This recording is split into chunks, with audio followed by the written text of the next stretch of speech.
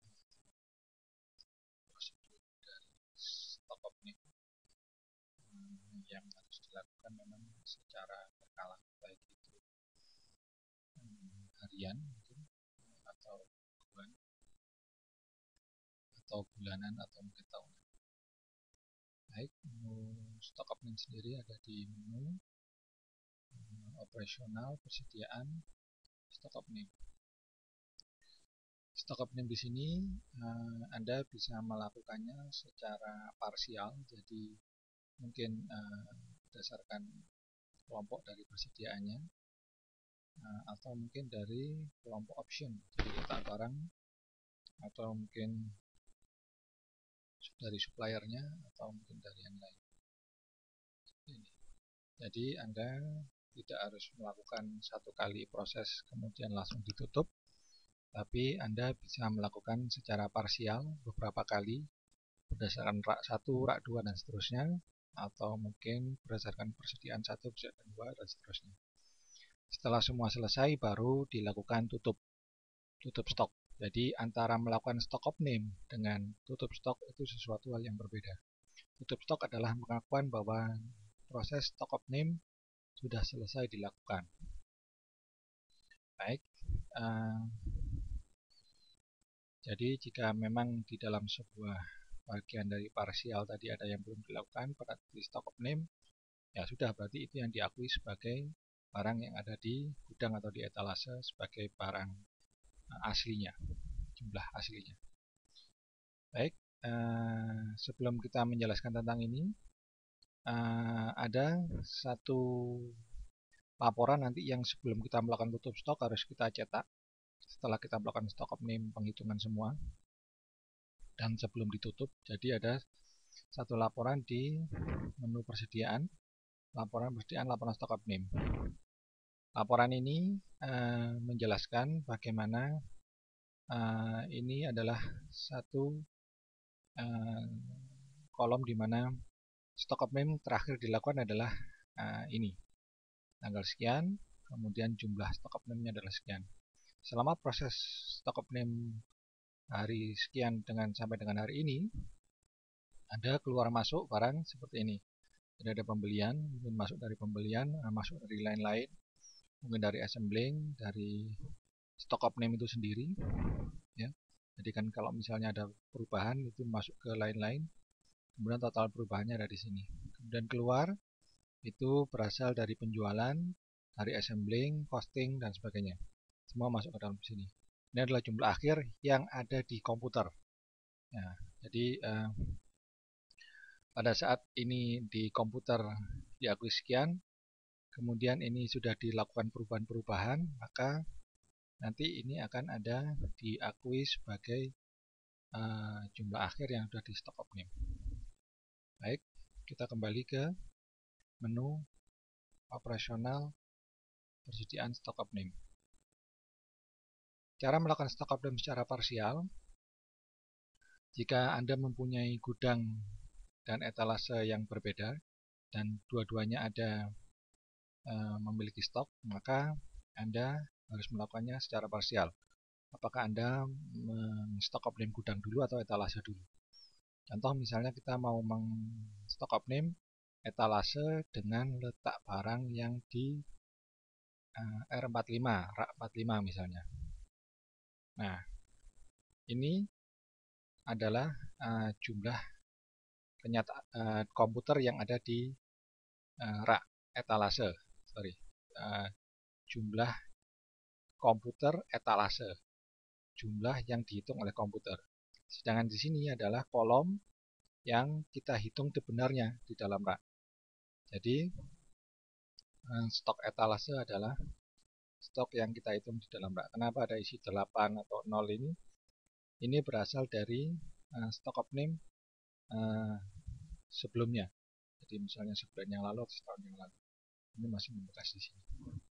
Nah, supaya kita cepat untuk mengisi ulang, jadi pada saat kita sudah menulis semua yang ada di rak, kita bisa melakukan reset, dienolkan semua, atau disamakan dengan jumlah komputer.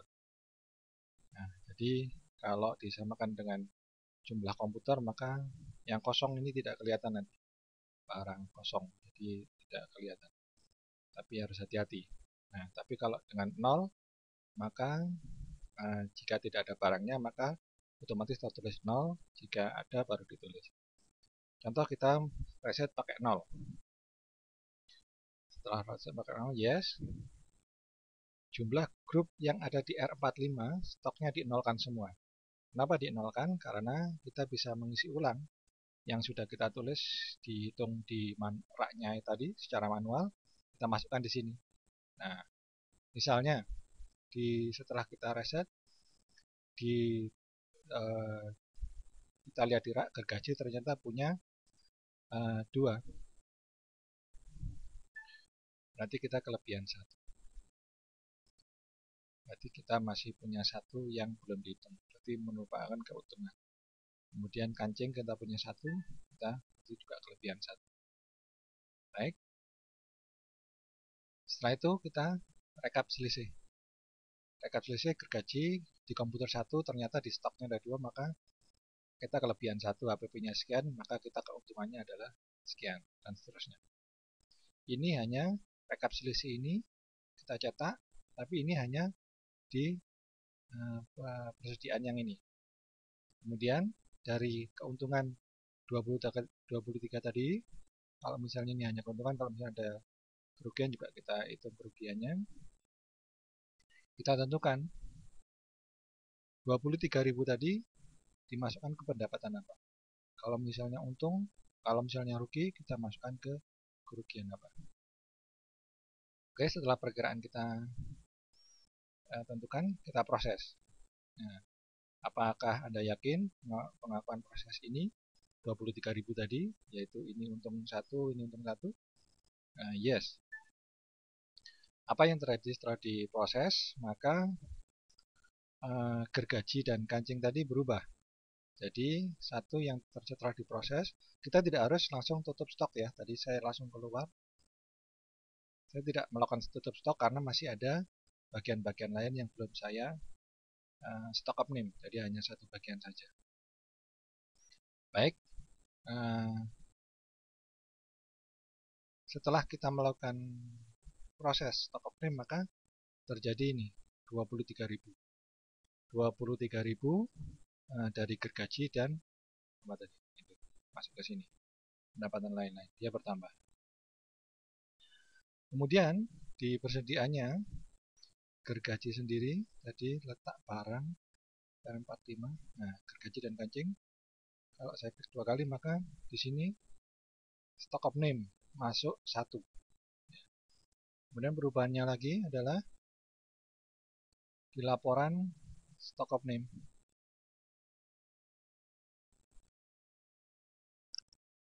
Gergaji ini masuk 1. Masuk 1. Nulisnya minus 29 di sini. Tapi poinnya dia ada perubahan di 1. Sama kancing 1. Poinnya ada perubahan di sini. Baik. Ini kemudian kita teruskan untuk yang lainnya.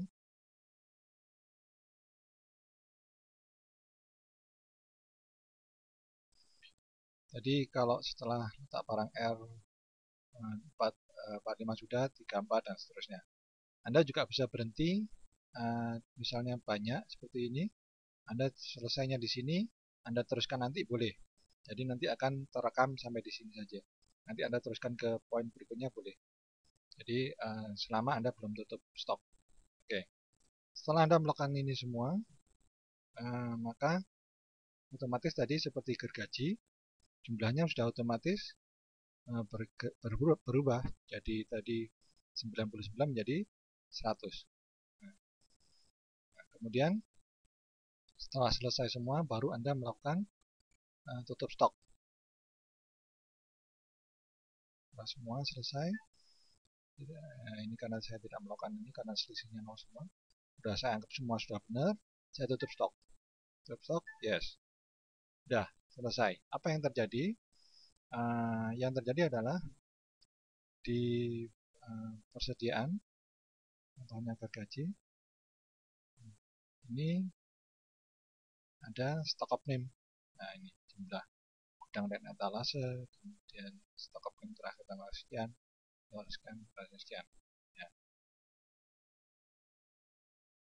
Kemudian di laporan stock of name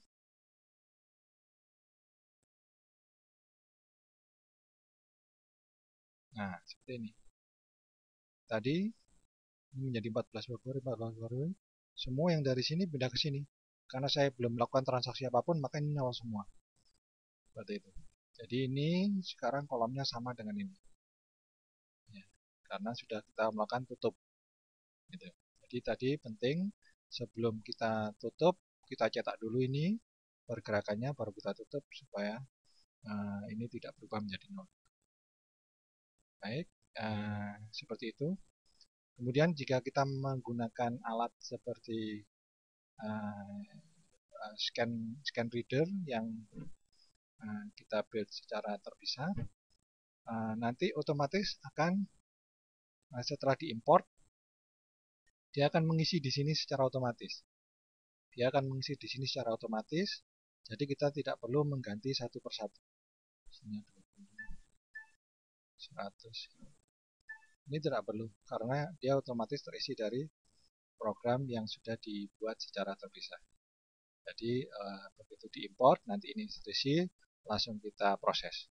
Kita rekap, kita cetak, perkiraan, proses. Gitu. Jadi langsung tanpa memasukkan satu-satu karena sudah dilakukan lewat alat scan readernya. Baik, saya kira begitu. Mudah-mudahan cukup jelas. Terima kasih. Jika ada pertanyaan, silakan ditulis di activity report.